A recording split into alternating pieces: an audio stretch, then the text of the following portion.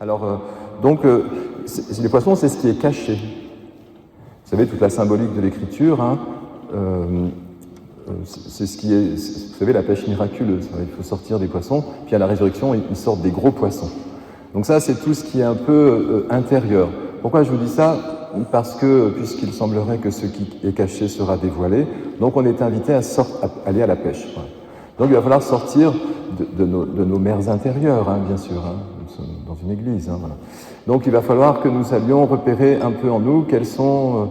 alors souvenez-vous, hein, le premier appel des disciples, et notamment la fameuse pêche miraculeuse, qui sera renouvelée en Saint Jean, la parole de Pierre est simple, hein, « Éloigne-toi de moi, je suis un homme pécheur ». C'est un peu la thématique du jour, au moins dans l'épître aux Romains. Et donc Jésus dit, je t'ai choisi pour ça, tu seras pécheur d'hommes. C'était d'ailleurs le verset qui a été lu pour l'Évangile. Hein. Il faudrait que je regarde à côté de moi. En gros, vous rendrez témoignage, l'Esprit de vérité rendra témoignage, et vous rendrez témoignage aussi en mon nom. Quoi. Celui qui se prononcera en mon nom, je me prononcerai aussi pour lui dans le royaume des cieux. C'était la conclusion de l'Évangile. Donc du coup, pourquoi je vous dis ça? Parce qu'on a eu tout le volet du parcours pécamineux de l'humanité. Ça commence par Adam, et puis Adam, tant que Moïse n'intervient pas avec la loi, il y avait quand même quelques recommandations déjà avec Abraham. Enfin, on va dire, voilà, la législation est davantage posée peut-être avec Moïse, les fameux commandements. Donc, on pourrait dire beaucoup de choses. Mais à partir du moment où on vous interdit quelque chose, vous savez que vous êtes en infraction si vous franchissez l'interdit. Avant, c'était le cas, mais on en était moins conscient. Et ça, c'est vrai. Je disais hier soir, si vous roulez sur la nationale à 120, c'est interdit. Mais vous le savez. Donc si on vous arrête, vous savez pourquoi. Alors donc, une fois qu'on connaît la loi, malgré tout, ça ne suffit pas. Parce que la loi nous manifeste nos erreurs. Et du coup, au début de la messe, on demande pardon. On dit, oui, désolé, je n'ai pas été tout à fait respectueux des commandements, et qui dira le contraire. Et encore une fois, Pierre a été choisi à ce titre-là, parce qu'il est un homme pécheur. Bon, je pense que c'était important. D'ailleurs, hier, j'avais encore un baptême, Mathéo, Saint Matthieu, Saint Patron, comme l'évangéliste du jour, et quand même, le baptême, c'est quand même aussi pour relever du péché. C'est pour entrer dans la grâce du sacrement du baptême et la grâce filiale. On se prononce au nom du Christ pour être de son corps, de sa famille. Mais c'est aussi quand même pour nous laver de la faute du péché originel. Alors, on ne le dit pas comme ça, mais c'est ça le baptême aussi. Hein. Mais Jésus a été baptisé. Donc c'est pas que ça non plus, puisque lui, il est sans péché. Enfin, il est quand même entré dans les eaux du Jourdain. Hier, on a fêté par hyper-anticipation Saint Jean-Baptiste en sa naissance. On sera un peu plus calé sur le calendrier mercredi au Bois Noir à Seillac. Puisqu'il est celui qui proclame un baptême de conversion. Alors je disais hier, le prophète arrive, que vous êtes depuis votre baptême. Je vous le redire à nouveau si vous voulez, prêtre, roi et prophète. Et donc, une fois que le prophète a fait son rôle, à savoir qu'il proclame la conversion et qu'il se convertit lui-même, ensuite, c'est la messianité qui advient, c'est-à-dire le Messie que vous êtes aussi. Et oui, si on baptise, c'est bien pour que Matthéo devienne Matthéo Christ, et donc il entre dans la construction du temple saint que nous sommes, c'est l'Église. Alors donc, le péché, une fois qu'il est manifesté, et puis alors c'était vraiment, souvenez-vous, Saint Jean, c'est très clair, ils se faisaient baptiser dans les eaux du Jourdain en proclamant leur péché. Donc il devait dire, j'ai pas bien payé les soldats, et je le dis publiquement. Et Jean, il devait plonger la personne dans l'eau. Tu es lavé de tes péchés. Mais il faut le dire, si on ne le dit pas, il ne se passe rien. C'est ce qui est dit dans le texte. Alors, je vous relis, mais je l'avais dit au moment du rite pénitentiel. Rien n'est voilé qui ne sera dévoilé, rien n'est caché qui ne sera connu. Donc ça ne sert à rien de cacher. Il faut autant dire adieu. Après, on n'est pas obligé d'aller au sacrement de réconciliation si on sent que ce n'est pas nécessaire. Voilà. Enfin, de temps en temps, je pense que ça peut faire du bien quand même. Mais en tout cas, je pense qu'on peut vraiment dire adieu avec confiance celui qui reconnaît que nous sommes pécheurs, ou plutôt nous reconnaissons que nous le sommes, et alors advient donc la nouveauté de l'Évangile, à savoir que si la loi nous condamne, Dieu est plus grand que notre cœur d'abord, voilà, ça c'est l'Écriture, et puis surtout la grâce advient. Et oui, Encore une fois, c'est ce qui nous distingue peut-être des autres confessions monothéistes. C'est que nous, on ne proclame pas la réussite d'un parcours, on proclame la miséricorde de Dieu. Mais c'est pas pareil. On dit que Dieu s'est révélé jusqu'à nous, c'était le texte, non, d'hier ou d'aujourd'hui encore, je ne sais plus, parce que je vois trop souvent l'écriture, alors, bon, en tout cas, il n'en est pas du don gratuit comme de la faute, et puis souvenez-vous, cette parole, je l'ai dit hier, parce qu'il y a une multitude de péchés, la grâce est devenue abondante. Je ne sais plus comment c'est la phrase. Je ne sais plus. Enfin, vous voyez, vous connaissez les textes un petit peu. Alors voilà, donc du coup, nous sommes de fait vraiment dans la disposition de celui qui est sauvé. Et ça, je pense que ça change vraiment la face du monde et la révélation. Elle est accomplie. Parce qu'il ne pourra rien avoir de plus grand que l'amour de Dieu pour nous, avec simplement l'offrande nécessaire qui précède. Donc les poissons, revenons à la pêche, les poissons sont en nous. Et oui, évidemment, vous comprenez bien que ce sont des signes et que l'écriture est symbolique et qu'il va bien falloir que nous allions voir dans nos eaux intérieures, dont je rappelle le sens si vous voulez.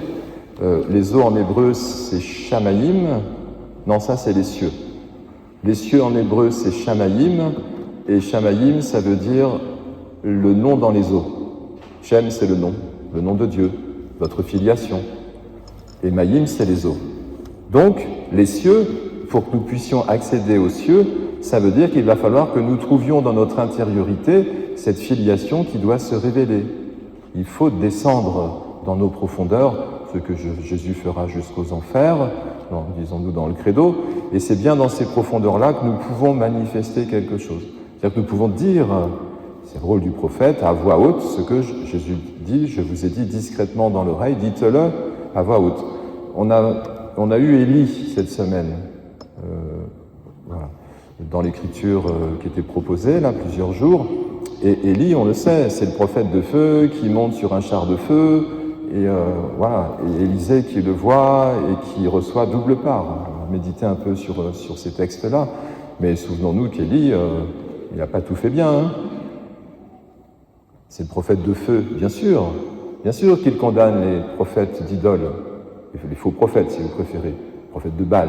Oui, bien sûr, son rôle, il est de dire, comme en tout temps, c'est l'épreuve de Jérémie dans la première lecture. Vous avez vu, ils disent, peut-être se laissera-t-il séduire. Ça, c'est la convoitise. Ça, c'est le péché, clairement. Ils essayent d'emmener Jérémie, qui est prophète, sur un chemin qui n'est plus celui du prophète. Donc il est en galère, parce qu'il souffre d'avoir à proclamer une parole que personne n'a envie d'entendre. Bon, d'ailleurs, pour Jésus, ça s'est passé comme ça aussi. Enfin, ça s'est passé comme ça pour tous les prophètes. Et donc, on dira, vous savez, quand Jésus renverse les tables des changeurs, voilà, parce qu'il trouve qu'il y a un peu trop de marchands sur le parvis du temple, le texte dit « L'amour de ta maison fera mon tourment ». Pas facile, d'être à contre-courant. Bon. Donc, en tout cas, Jérémie l'a fait, mais à force de partir en avant et en arrière, je ne sais plus bien où nous en sommes. Bon, ça veut dire qu'il va falloir que je m'arrête probablement. Voilà, c'est dommage parce que il y avait... Ah, pardon, j'ai perdu mes lunettes, ils ont dû me les rendre.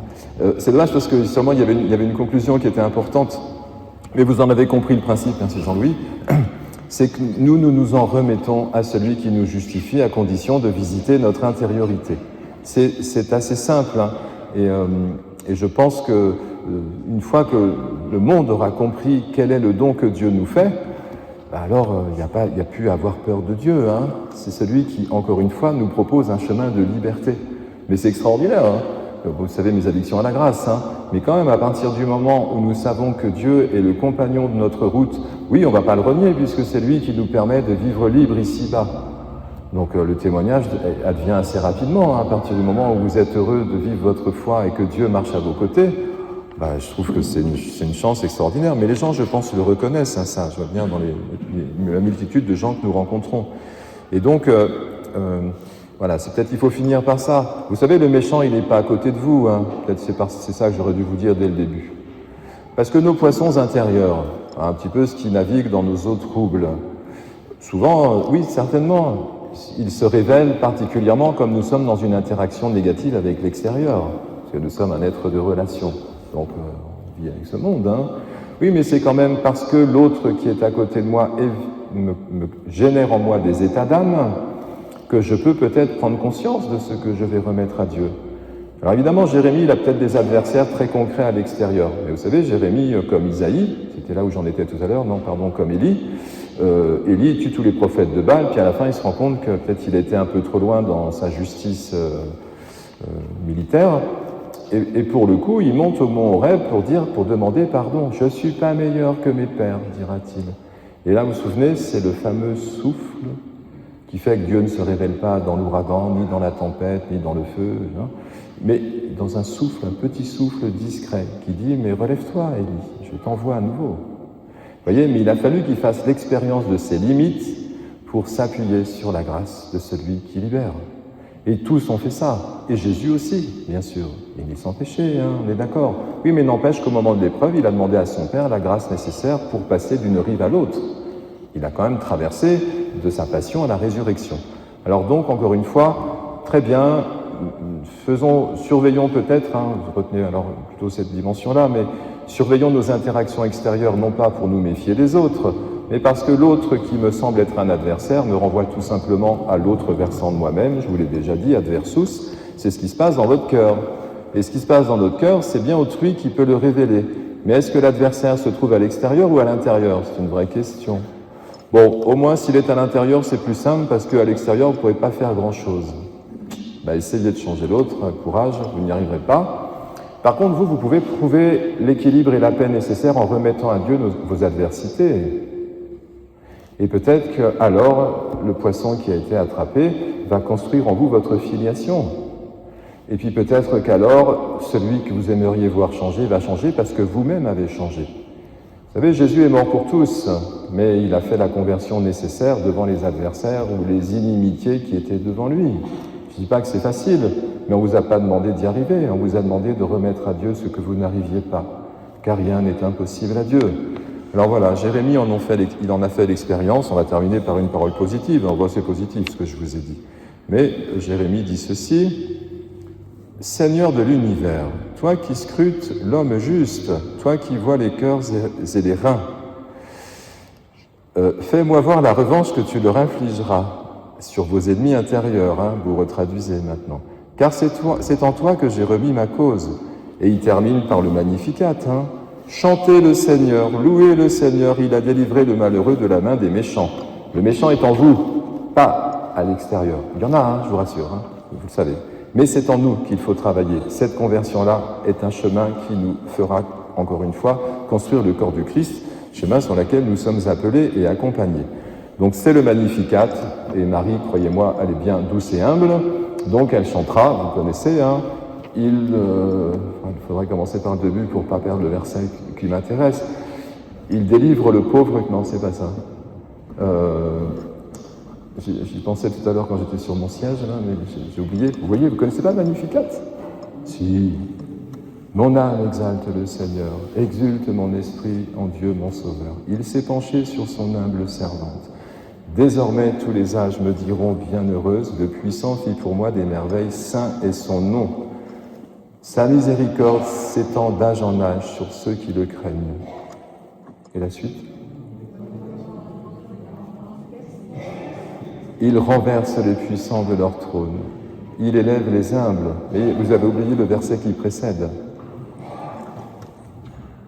Bon, vous regarderez le Magnificat. En gros, les ennemis sont nommés, mais encore une fois, il renvoie toujours dans l'humilité de ce que nous pouvons éprouver dans notre intériorité. Et Marie chante, magnifie le fait que Dieu relève, que Dieu libère, que Dieu saura bien prendre notre défense, car pas un seul cheveu de votre tête ne sera perdu. Vous valez bien plus que tous les moineaux du monde. Amen.